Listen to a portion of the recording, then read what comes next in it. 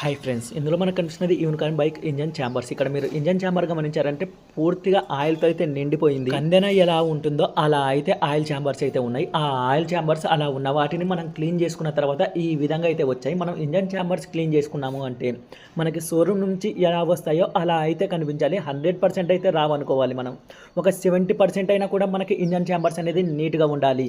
ఎందుకంటే మనం వేసిన ఆయిల్ త్వరగా బ్లాక్ కాకూడదు. అంటే మనకి ఆ ఛాంబర్స్ క్లీన్లోనే మన పనితనం అనేది కనిపించే అవకాశం ఉంటుంది. కాబట్టి మనకి ఛాంబర్స్ అనేది ఎప్పుడైనా కూడా ఇంజన్ క్లీన్ చేస్తున్నారంటే ఎంత వీలైతే అంత నీట్గా అయితే క్లీన్ చేసుకోవడానికి అయితే ట్రై చేయాలి.